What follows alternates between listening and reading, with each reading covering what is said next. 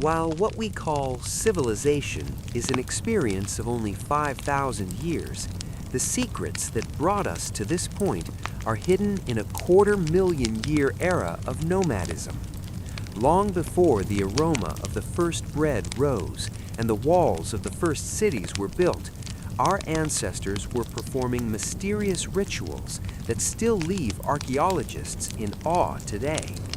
If you want to learn the true trigger behind this massive leap for humanity, join me on this journey into the darkest and most transformative days of history.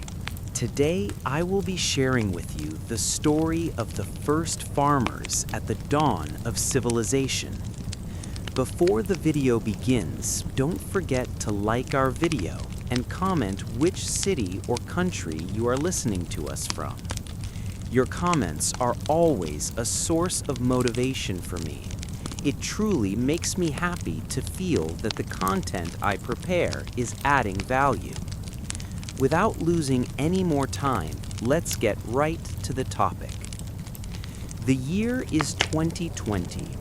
The world population is around 7.7 billion, a number that is predicted to double by the end of the century.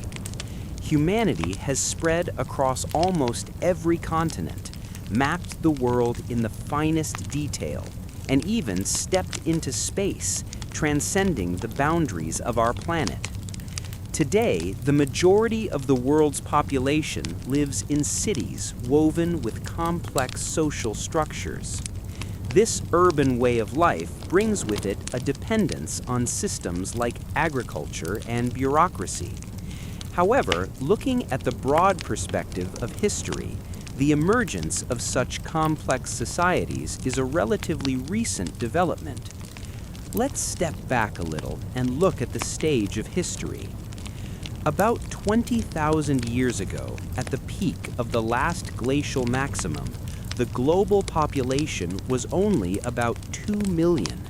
This is a negligible number compared to today, amounting to only 0.1% of the total population.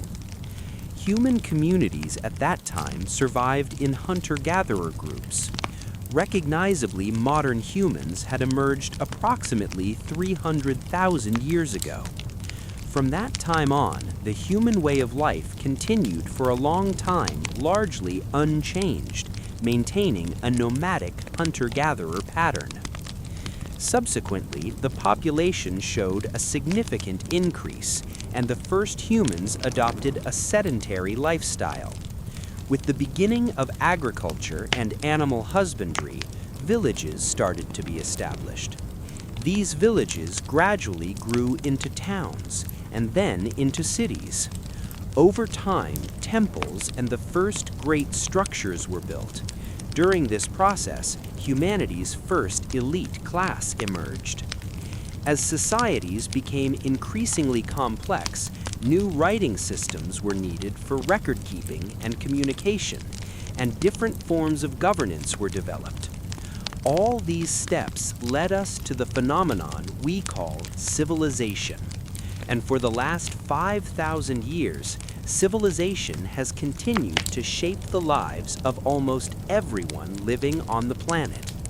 It is a remarkable achievement that humankind developed complex societies in such a short period. For 250,000 years, humans roamed freely in nature, living a nomadic life to follow the seasons and find food and resources.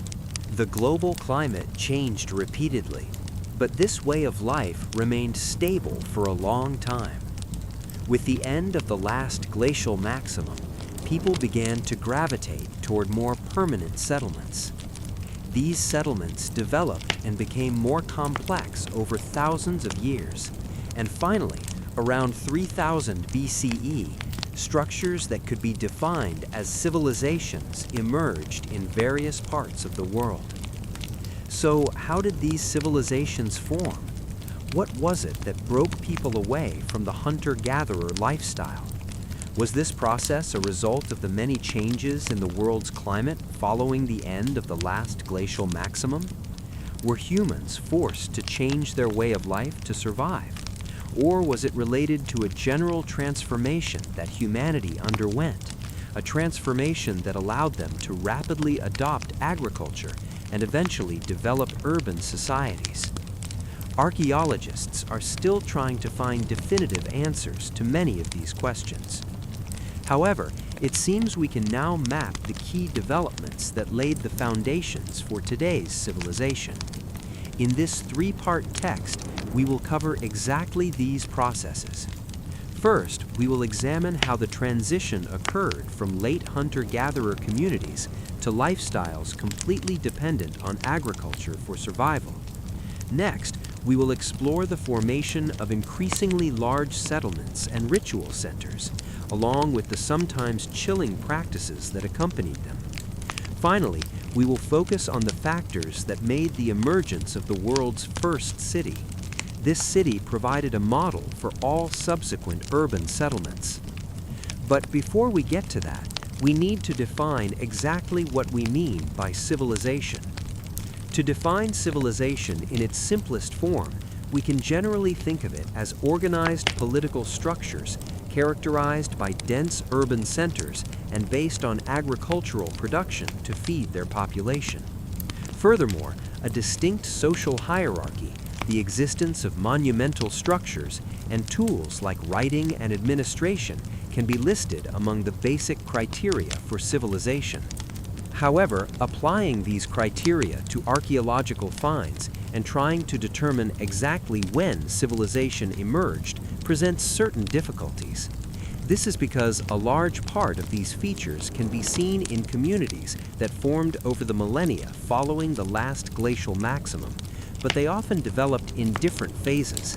For example, elements such as residing in a settlement year-round or starting to collect wild cereal and grass seeds emerged much earlier than the more systematic adoption of agriculture. In contrast, other elements, such as complex social hierarchies, administrative structures, and the use of writing, developed thousands of years after societies fully adapted to an agricultural economy and began to urbanize. Therefore, if we want to understand the formation of recognizable civilizations, where should we start? According to archaeological findings, complex societies emerged in points around the world that were geographically and temporally distant from each other. In each region, the adoption of agriculture occurred independently in at least 6 different geographies before the formation of these complex societies. In Southeast Asia, agriculture emerged around 7000 BCE in the Yangtze and Yellow River basins of China and spread rapidly. In the same periods, agricultural villages were established in Egypt along the Nile River and in the mountainous regions of New Guinea. Following this development, agriculture showed growth in parts of South America and the river basins of central Mexico over the next 2 millennia, finally spreading to North America around 2000 BCE. The forms of these early agricultural communities differed greatly depending on the local diversity of plants and animals. For instance, in regions like China and Egypt, large herd animals such as wild cattle, pigs, sheep, and water buffalo could be domesticated.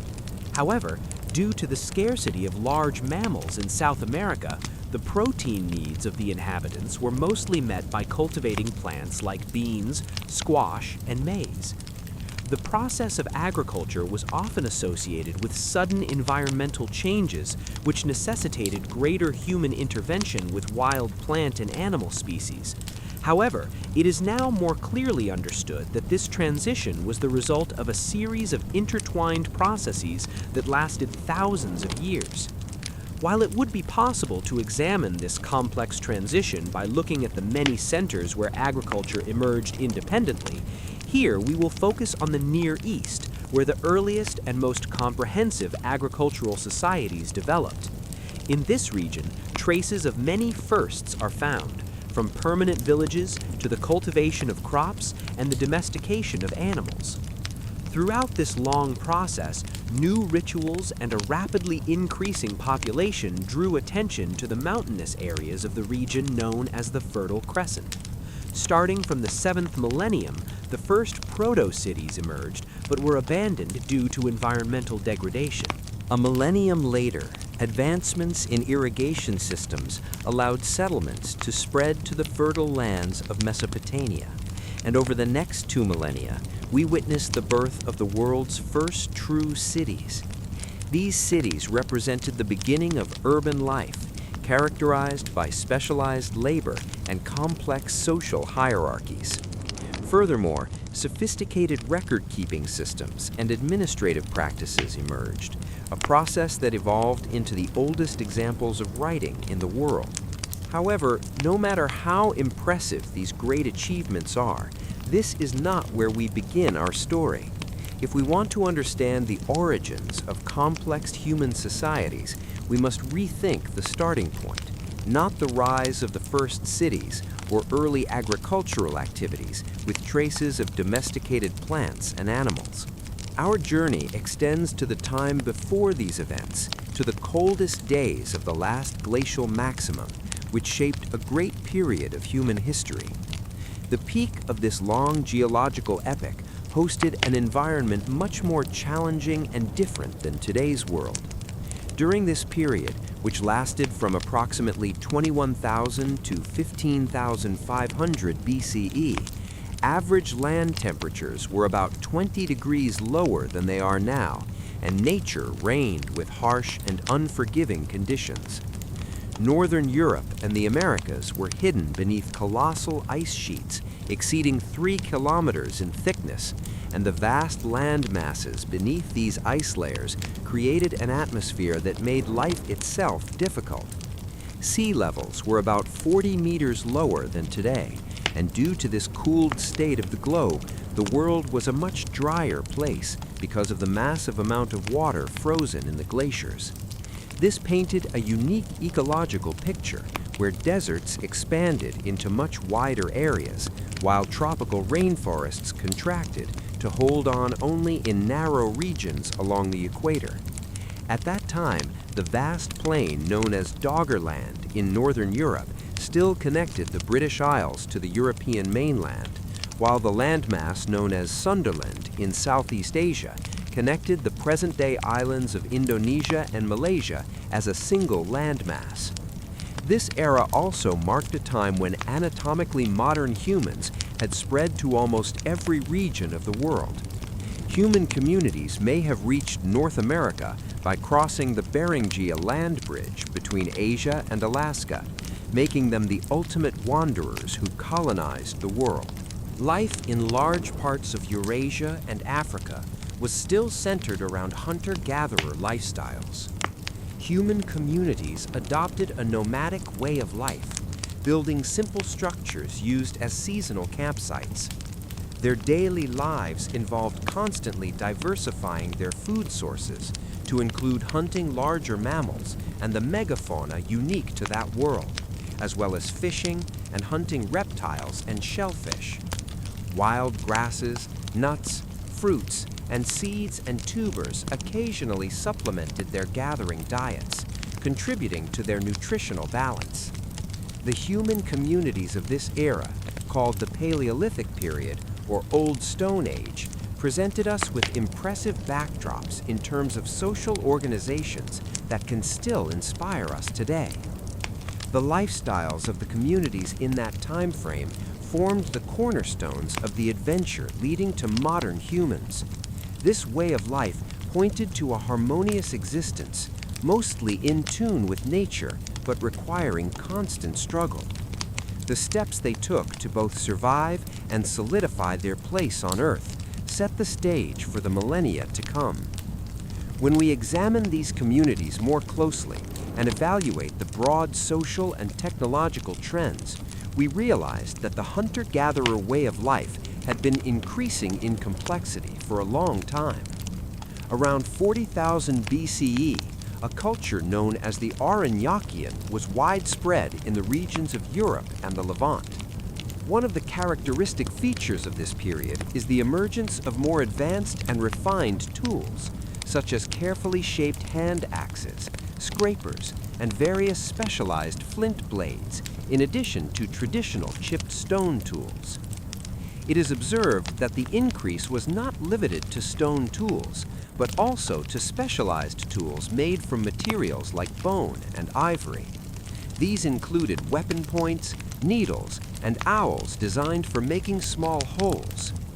These innovations in tools supported the production of personal clothing, such as coats and leggings, along with early textile products like baskets. These new technological breakthroughs affected not only the way of life, but also forms of cultural expression. During this period, the first complex examples of art emerged in Europe and the Near East.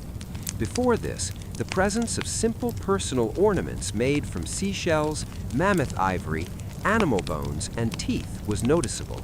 Although the earliest cave art predates this era, a significant transformation occurred approximately 35,000 years ago, particularly in places like the Chauvet Cave in southern France.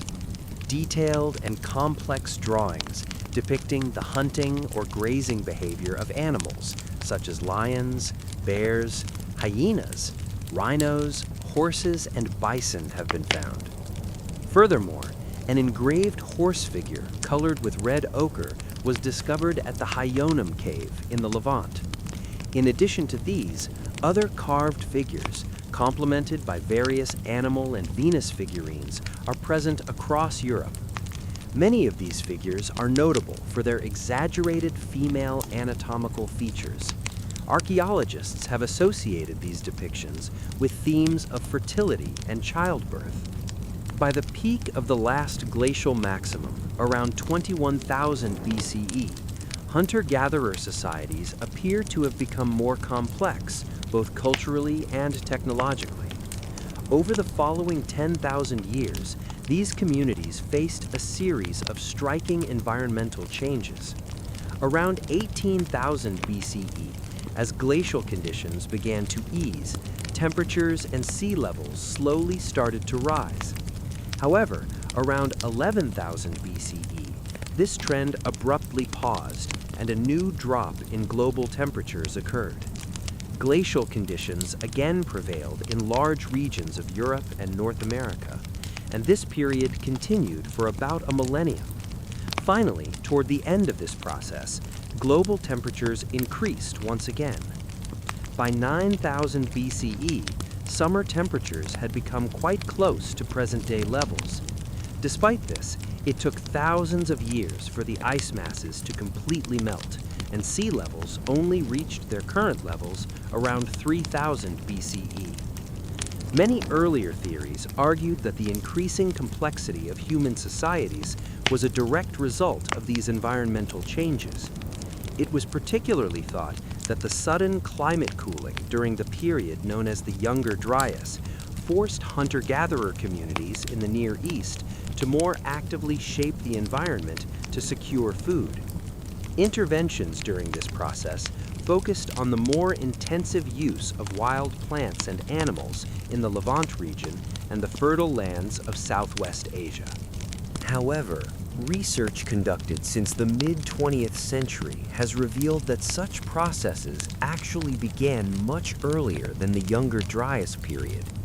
Moreover, it is understood that the process of adopting agriculture was neither a definitive nor an irreversible stage, contrary to earlier beliefs.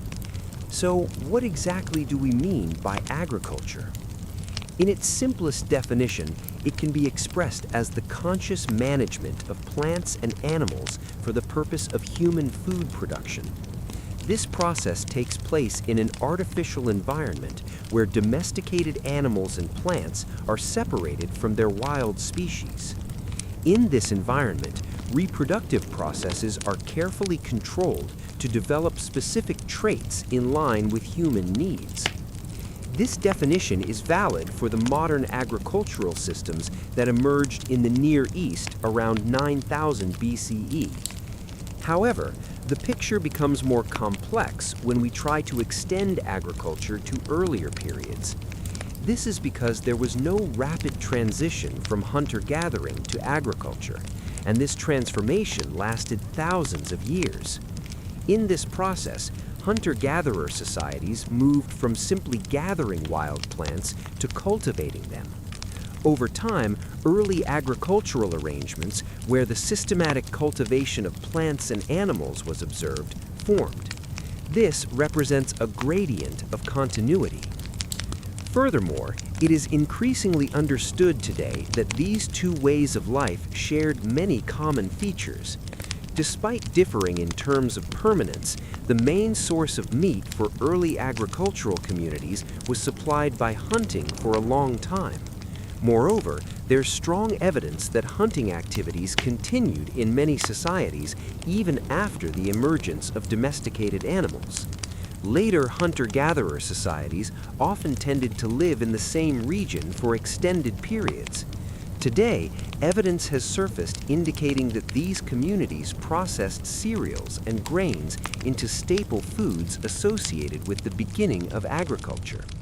Therefore, to understand the interactions between these early communities and the process by which they eventually became entirely dependent on agriculture for survival, two fundamental mechanisms need to be examined. First, we must focus on the process of domestication. In this process, wild animals and plants were gradually made more suitable for human food production. Breeding activities carried out over generations led to gradual changes in the physical characteristics of the animals. In the early stages of the Neolithic period, these interventions were largely accidental, stemming from the farmers continuing to feed on the animals and plants naturally found in their environment. However, as the agricultural economy progressed, people began to consciously interfere with the reproductive processes of animals, selecting and breeding individuals with desired traits. For example, the wild ancestors of sheep did not have the ability to produce long wool. Instead, they shed their hair seasonally. Humans selected and bred individuals with longer hair, eventually developing a wool trait similar to today's sheep species. Similarly, noticeable domestication processes occurred in plants such as wheat and barley. These plants were transformed into types with larger seeds that were easier to harvest. Additionally, there are findings suggesting that by the time the last glacial maximum reached its peak, hunter-gatherers had begun to domesticate a number of wolf species, the ancestors of dogs, turning them into humanity's most loyal friends. Following domestication, the other important process that comes into play is cultivation. In this stage, plants and seeds began to be consciously sown and managed in human-made environments, such as fields. Cultivation activities generally require intensive labor. In forested areas, land clearing was necessary to make the soil suitable for planting. Following this, various agricultural tools were used for planting and preparing for harvest. In low rainfall regions, the development of irrigation systems became a necessity. The processes of storage and processing also required the creation of methods for collecting cereals and seeds, which demanded great technical innovations, some of which took thousands of years to perfect.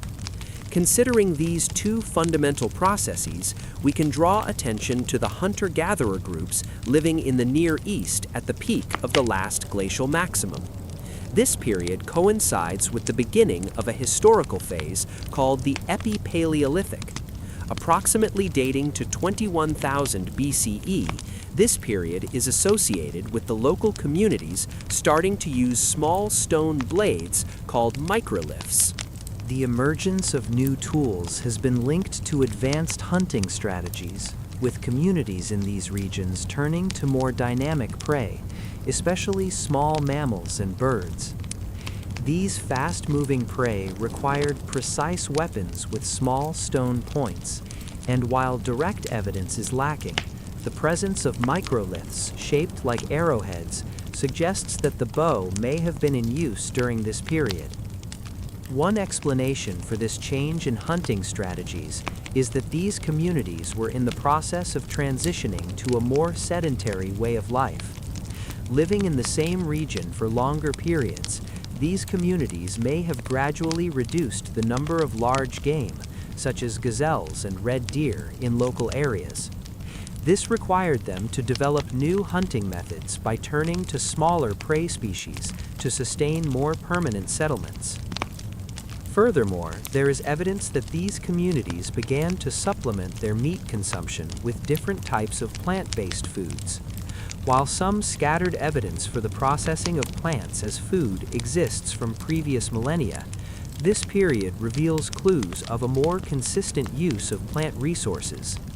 In this context, plant residues that could be associated with the grinding of cereals have been discovered on grinding stones dating to the Upper Paleolithic period in regions outside the Near East, particularly in places like Italy, Russia, and the Czech Republic. However, these finds are quite limited, and it is believed that the widespread use of this type of plant-based diet in Europe did not occur until the millennia that followed. In contrast, in the Levant region, there is significant evidence that some communities gathered copious amounts of plant material during this period. Notably, a remarkable site known as Ohalo II was discovered near the shores of the Sea of Galilee in northern Israel in the late 1980s. This site has been dated to the peak of the last glacial maximum. Archaeologists found a well-preserved early Epipaleolithic settlement consisting of 6 brush huts. The floor of each oval structure was carefully dug out, and walls were constructed with willow, tamarisk, and oak branches. Outside the huts, numerous hearths were also found surrounding an area designated for the disposal of domestic waste. Carbon dating results indicate that this quite organized settlement was built around 20,000 BCE and was continuously inhabited for several generations. At the end of the settlement's life, each hut was burned, sealing their contents. A short time later, the rising water level of the coast submerged the settlement, and a large part of the organic material was preserved due to charring and sedimentation. It was so well preserved that recognizable beds, microliths, animal bones, and various plant materials were still found in one of the huts. The Ohalo II remains indicate that the people who lived here hunted many local prey species, such as red deer, rabbits, foxes, and various seasonal birds. However, the collection of approximately 150,000 seeds and fruits found at this settlement represents a much more impressive find. Among these seeds are acorns, legumes, and wild cereals, specifically emmer wheat and barley. In addition to these plant remains, sickle-like stone tools and simple grinding stones, thought to have been used for processing plant seeds, were discovered. These findings provide strong evidence for the consumption of a remarkable amount of seeds and cereals at Ohalo II during the early Epipaleolithic period. Some paleobotanical experts have identified traces of weed species associated with agriculture at Ohalo II, suggesting that plant gathering was done systematically. However, despite the sickle blades and grinding tools used at Ohalo II and the nearby Ein Gev I settlement, there is little evidence to support their widespread use across the Levant. It seems there was a noticeable dissimilarity between the inhabitants of Ohalo II, a small and mobile community, and other surrounding communities. Nevertheless, this region shows that some groups were experimenting with sedentary life even before plant cultivation became a full-fledged way of life. This tendency towards settled life continued throughout the Middle Epipaleolithic period. Starting around 18,000 BCE, large seasonal camps where different communities gathered for specific periods are found in the Levant region. Among these settlements are Karane IV, Nahal Hadera V, and Azarik 13, where hut structures similar to those at Ohalo II have been discovered. Each site is notable for different evidence of long-term settlement.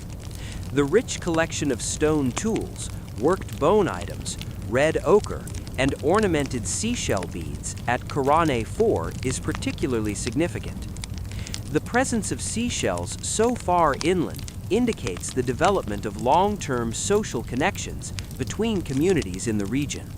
The faunal remains accompanying these settlements reveal that the region was once surrounded by open grassland steppes, wooded areas, and extensive wetlands. It is understood that the ecosystem in these areas, which have become desertified since that time, had a much different and richer structure. In addition to a diet dominated by wild cattle species such as gazelle and aurochs, faunal and archaeological remains indicate that these people increasingly processed the region's wild grasses using grinding stones and stone mortars from an early period. This usage is similar to the finds observed at Ohalo II. In the same periods, a forested atmosphere began to emerge. Indeed, by the later Epipaleolithic period, there is evidence that the climate in the Near East had become much less arid.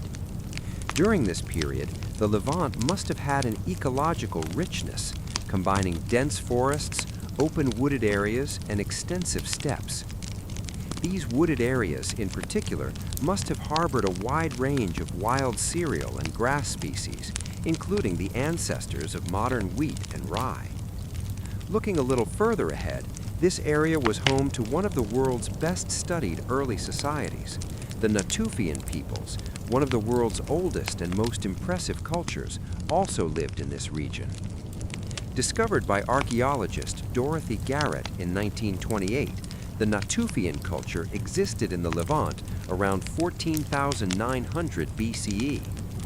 Remains belonging to this culture have been found in the lowest layers of sites such as El Wad, Tel Abu Huraira, and Tel Es Sultan.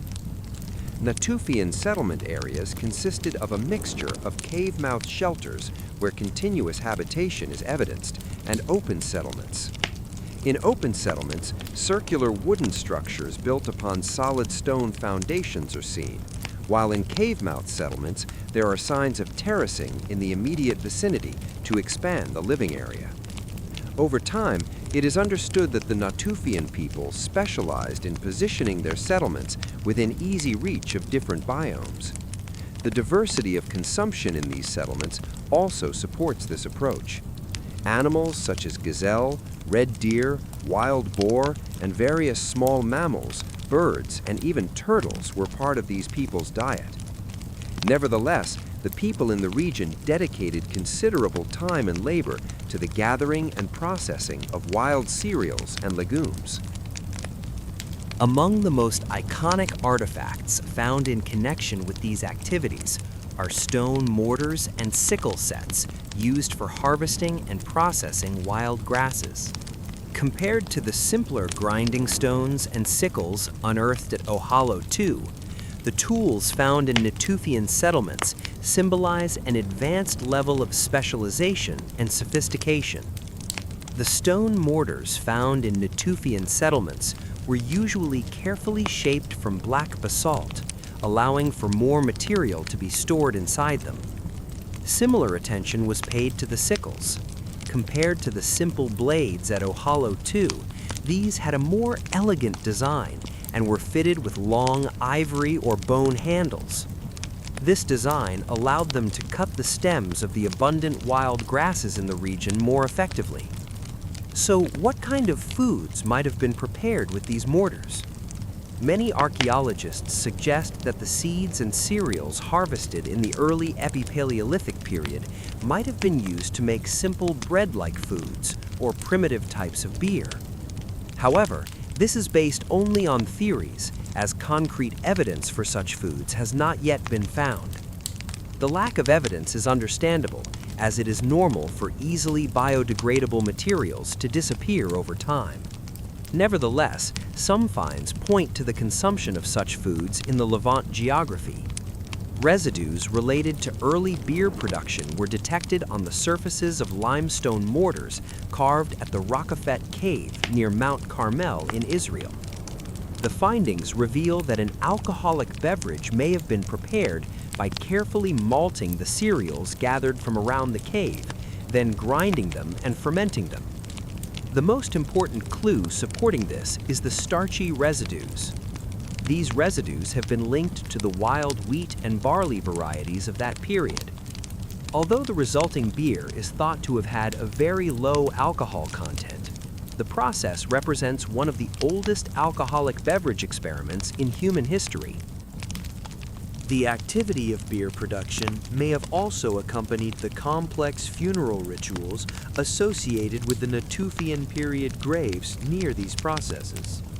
In fact, archaeologist Robert Braidwood suggested that people's interest in alcoholic beverages and their role in rituals might have been a driving force for the beginning of agriculture. However, aside from liquids like beer, questions also arise regarding more solid foods made using these cereals. Direct evidence of the production of such foods might not be expected, as thousands of years have passed. Still, thanks to carbonization, even organic materials that would normally easily decompose have been preserved over time. Shubaika 1, a Natufian period campsite, is located in the northeast of Jordan. In this area, along with a wide variety of archaeobotanical remains, approximately 24 carbonized bread-like fragments were discovered in the remains of a hearth located at the center of the camp. These fragments were determined to have been produced from cereal grains, such as wild wheat and barley, and a type of sedge tuber that was found extensively at the site. Although these bread-like materials appear quite simple, their discovery proves that the Natufian people were capable of using advanced food processing methods, such as dehusking, grinding, drying, and baking the grains. Beyond examples of simple food production, the emergence of previously unknown ritual behaviors is also observed during the Natufian period. The most striking aspect of these ritual practices is the increased importance given to human burials. Graves often contain ornate clothing, face coverings, and decorative objects, some adorned with perforated seashells. In addition, many ornaments, such as bracelets and necklaces made from animal teeth and bones, have been recovered from Natufian period graves. The most notable example of a grave is located in the Hilazon Taktit cave in southern Israel. Here, the body of a disabled woman was found in a large grave pit. The woman, who died around the age of 45, was carefully buried, and her grave contained unique objects such as over 50 tortoise shells, 2 marten skulls, a complete human foot, various animal parts including wild boar, cattle, and a leopard, as well as a golden eagle's wing. According to archaeologists, this woman is thought to have had special significance in her community, and her elaborate funeral ceremony is associated by researchers with the theory of an early shaman or healer. Although this theory has not been definitively proven, there is strong evidence that Natufian societies organized privileged funeral ceremonies for important figures. While Natufian communities in the Levant were among those extensively researched in previous decades, today, the existence of hunter-gatherer cultures that spread outside the Levant during the Epi-Paleolithic period and gradually became more sedentary is being considered with wider interest. A small Natufian settlement known as Abu Huraira in northern Syria flourished around 11,000 BCE. It is understood that the communities living here sustained themselves by hunting gazelle, wild cattle, and sheep, and adopted a diet consisting of wild cereals and various other plants. Although information regarding Natufian period settlements in other regions of Turkey and Syria is limited, a small number of settlements dating to the late Epi-Paleolithic period have been identified along the banks of the Euphrates and Tigris. In addition to these regions, traces of small and scattered settlements are also found in the arid valleys of the Zagros Mountains to the east. These settlements are generally known to be evaluated within the scope of the Zarzian culture. When dated, This culture falls between 18,000 and 8,000 BCE, which points to roughly the same period as the Natufian culture that emerged in the Levant region. Although existing archaeological evidence suggests that these regions in the Zagros Mountains were only sparsely inhabited during the Epipaleolithic period, the increase in the number of microliths specific to the region reveals that the diversity of resources utilized by the hunters living there gradually increased over time. Now, we are historically approaching a transition phase marked by significant changes in the global climate, which coincides with the end of the Epipaleolithic period. As mentioned above, by 11,000 BCE, the noticeable rise in global temperatures had led to a warmer and wetter climate in many regions, such as the Near East. However, an abrupt shift occurred after only 2 centuries, and the climate reverted to colder conditions in a significant part of Europe and Asia. This cooling period, known as the Younger Dryas by archaeologists, played a major role in the changing shape of settlements in the Levant region. During this process, permanent settlements, initially belonging to the Natufian culture, were abandoned, and more mobile, nomadic lifestyles were adopted instead. Similarly, the Zarzian culture that persisted in southwest Iran also came close to an end shortly after. Looking at the example of Abu Huraira, it is clear that this sudden change in climate had a direct effect, leading to a loss in the diversity of plant species in the region. Initially, the local population made efforts to adapt to this situation. In this context, they tried to cultivate a wild rye species that could adapt to the colder climate. Unfortunately, this approach was not successful in the long term, and eventually the settlement in the region was completely abandoned toward the end of the Epipaleolithic period. The question of exactly why the Younger Dryas period occurred is still a matter of debate among archaeologists. The leading theories developed to explain the causes of this phenomenon include possible scenarios such as changes in ocean circulation patterns in the Atlantic, increases in global volcanic activity, or an asteroid impact in North America. However, the most widely accepted hypothesis today relates to the melting of the North American glaciers at the end of the period known as the last glacial maximum. It is thought that the melting glaciers may have released a massive amount of water into the North Atlantic.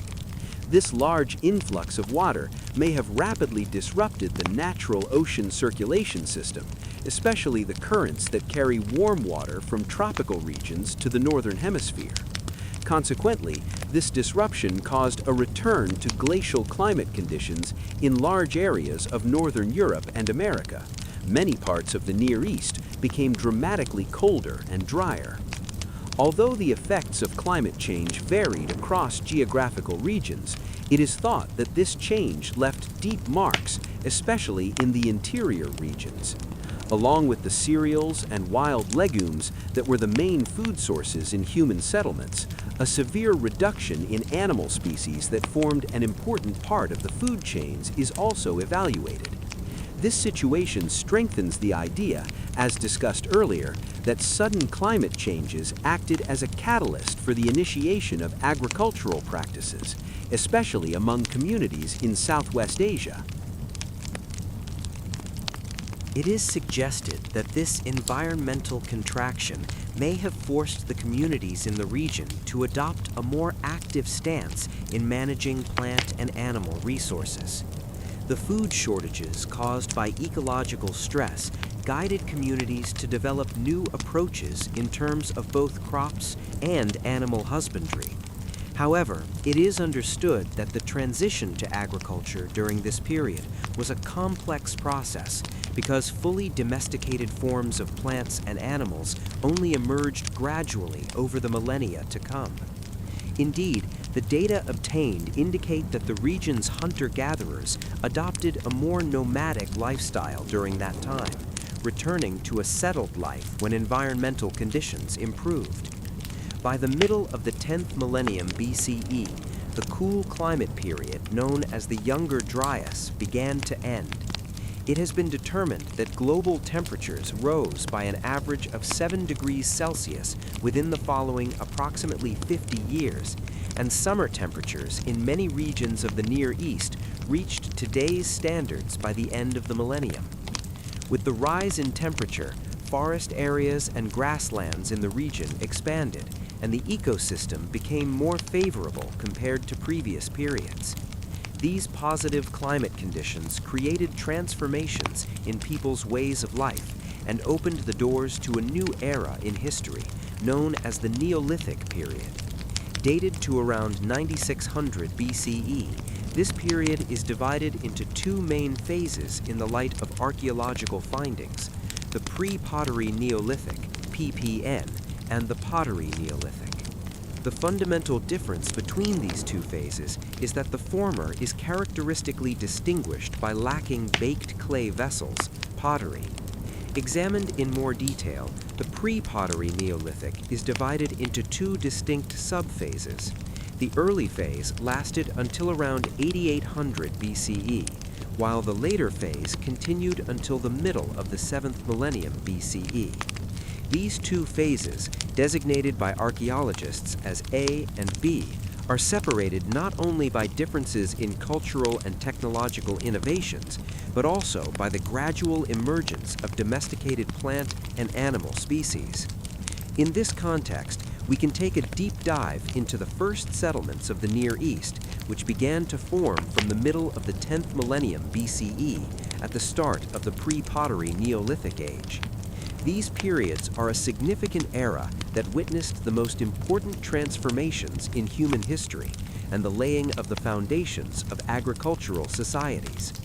Changes in social structure, technological innovations, and environmental adaptations are central to this process. In this framework, the subsequent Neolithic Revolution became a fundamental transformation that laid the foundations for modern civilizations. According to available information, people in these communities adopted a communal way of life, similar to their earlier hunter-gatherer periods. It is understood that while they continued to hunt in groups, activities such as cultivating, processing, and cooking agricultural products were also performed communally by multiple households. An example of this can be seen at Jerf El Ahmar, an early pre-pottery Neolithic settlement where large-scale hearths were discovered in the open spaces between houses. These findings suggest that households cooked and ate together during that time. Although the primary food sources of these settlements still relied on local wildlife hunting, it is proven that cultivated cereals increasingly took on an important place in the diet of the local population in the later stages of the pre-pottery Neolithic period. Archaeological discoveries in Jerf El Ahmar and Wadi Fanan support this situation. Large-scale central structures used for storing cereals have been found in both regions. Particularly noteworthy is an underground structure approximately 9 meters in diameter at Jerf El Ahmar. This structure was rebuilt several times during the settlement's occupation. The interior of the building was divided into compartments with limestone walls, and these areas were determined to have been used for storing cereals such as lentils and barley. Rectangular structures containing heavy grinding stones used to grind large quantities of cereal into flour were located around the building. Such structures intended for communal use are not present in earlier Natufian settlements, making them a notable innovation specific to the pre-pottery Neolithic period. The preservation of similar structures, despite the reshaping of the settlements, suggests that these structures may have played a ceremonial role in addition to their practical functions. Furthermore, some researchers have suggested that these areas may have also functioned as communal ritual spaces where human and animal remains were deposited. The construction of communal areas became an increasingly widespread practice throughout the pre-pottery Neolithic age. This trend began to manifest in settlements in the southern Levant at the same time such structures became common in northern Syria. In this context, the Tel es Sultan settlement, located within the boundaries of present-day Jericho city, is another striking example. Tel es Sultan, positioned near a water source in the region, was used seasonally from the Natufian period. However, it transformed into a more permanent settlement in the early pre-pottery Neolithic period. Known for its kidney-shaped stone and mud brick structures, this settlement was protected by a massive wall surrounding an area of approximately 3 hectares. This wall, reaching a height of 5 meters and a thickness of 2 meters in some places, was constructed with unworked stones and mud mortar, and was complemented by a ditch carved out of the underlying bedrock. Around the same time the wall was built, a monumental stone tower, approximately 7 meters high, was also constructed, containing a complex internal staircase that provided access to a platform at the top. However, the exact purpose of both this wall and the tower still remains unclear. Kathleen Kenyon, who conducted the first excavations at the site, suggested that these structures were a defensive arrangement built to protect the surrounding settlement area. As evidence, she pointed to the large dimensions of the tower, the presence of destruction debris inside, and the bodies of 12 people bearing signs of violence buried at the bottom of the staircase. Despite this, some archaeologists approach this view cautiously. The location of the tower in particular generates discussion. Most defensive towers are usually built outside the walls to provide a strategic view over enemies, while the tower at Jericho is located inside the walls.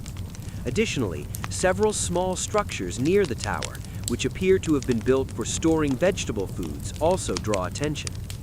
Furthermore, no trace of a similar structure has been found in any other settlement from the same period, and the source of potential attackers for that time has not been clarified either.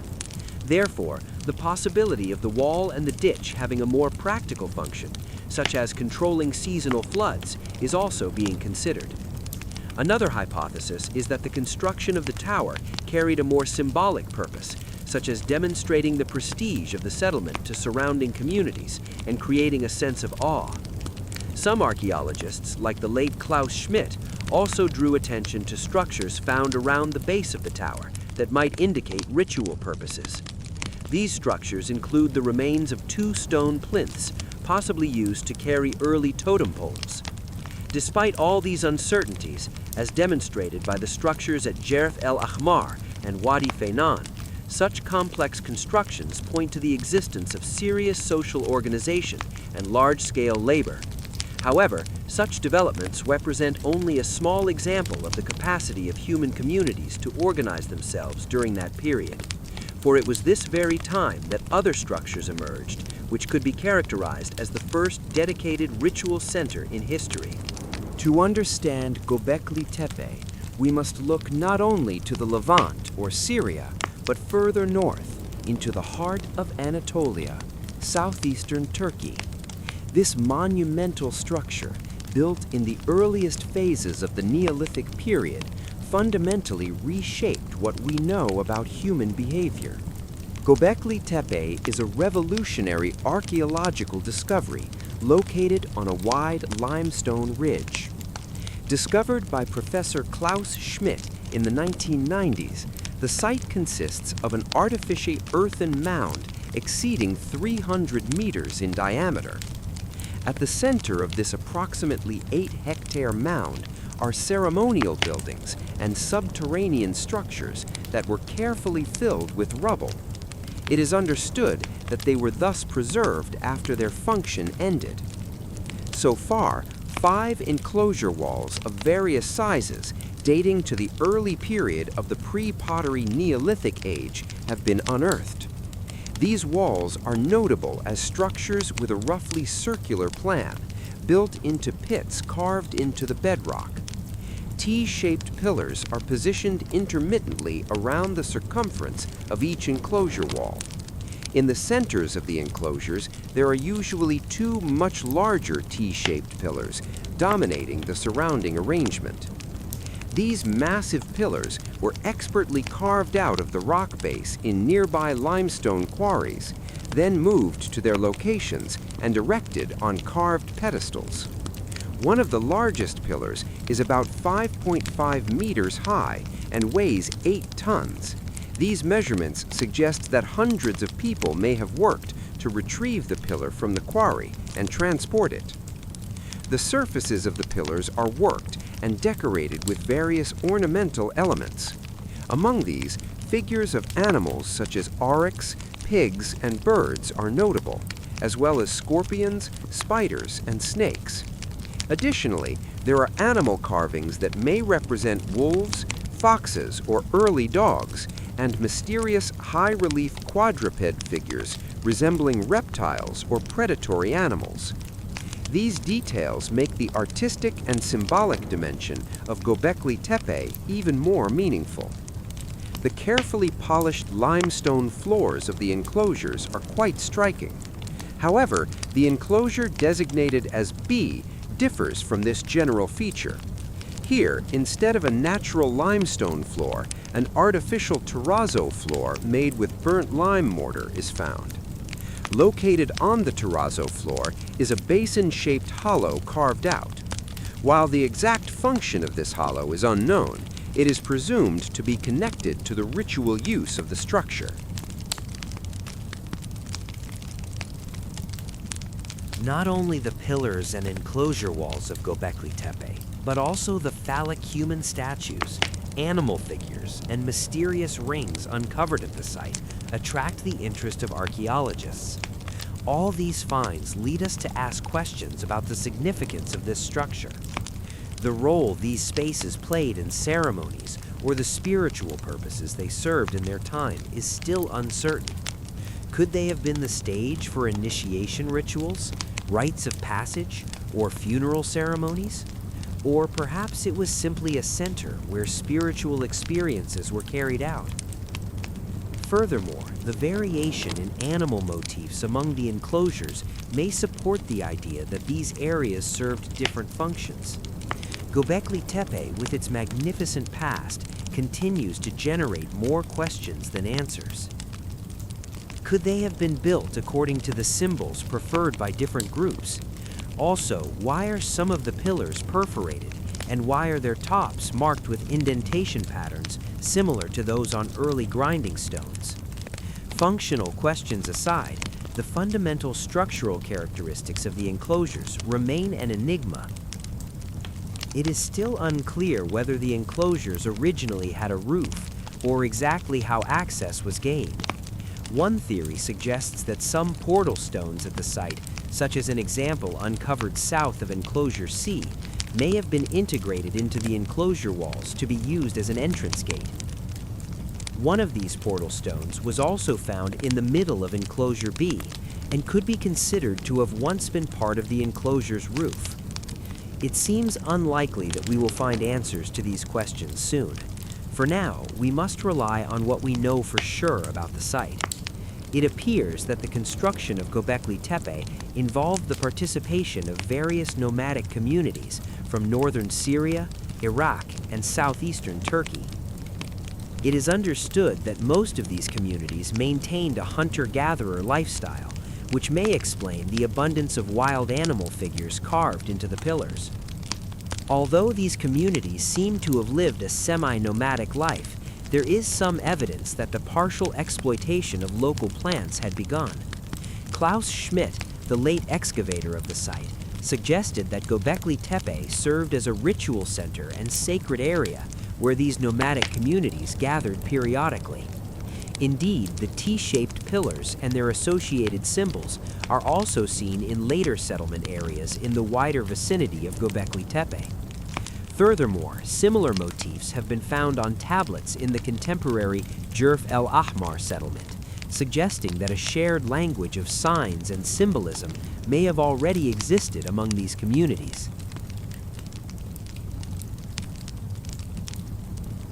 As for the pillars themselves, the excavation team seems certain that they represent stylized human figures. This view is supported by the presence of reliefs that can only be identified as arms and hands on pillars 18 and 31, as well as by carvings resembling loincloths and shawls. Archaeologists have differing interpretations on whether these anthropomorphic figures represent deities or ancestor figures, but which one is still not certain. Turning to the rituals performed in the enclosed spaces, Klaus Schmidt suggested that Göbekli Tepe may have been the stage for early death cults. As evidence for this theory, he pointed to the site's elevated location. This position may have provided a suitable place for exposing bodies to scavengers. Among the figures depicted on the pillars, birds such as vultures are frequently seen, in addition to predatory animals commonly associated with death. If bodies were openly displayed in this area, this could explain the need for an enclosed containment to conceal the practice from outside view. However, the fact that no concrete burial evidence from this period has yet been found at Göbekli Tepe suggests the possibility that the body remains here may have been moved to another area. Based on this, regardless of the rituals accompanying the construction and use of these structures, we can assume that an unprecedented environment of feasting occurred in the region. Traces of these events have been found among the rubble used to fill the structures towards the end of their operational lives. Excavations have uncovered numerous gazelle and aurochs bones. It is understood that most of these bones were broken to access the marrow inside. However, the volume of bones is too large to have resulted from a single feast. A more plausible explanation is that this large quantity of bone may have been transported here from another area. However, where this transfer took place is still unclear. Researchers have also suggested that a large amount of alcoholic beverages was consumed during such feasts. Indeed, earlier studies had revealed that alcohol played a similar ritual role in Natufian societies. In the context of Göbekli Tepe, evidence related to alcohol consumption is limited. Nevertheless, residues thought to have been used in beer making have been discovered in structures built in later periods. However, this is not yet conclusive. Alternatively, these beverages may have been produced in surrounding settlements and subsequently brought to the site. For example, the rectangular houses surrounding the underground structure at Jerf El Ahmar may point to this. Mortars and ovens were found in some of those houses, and in addition, large limestone vessels thought to have been used for fermentation were discovered.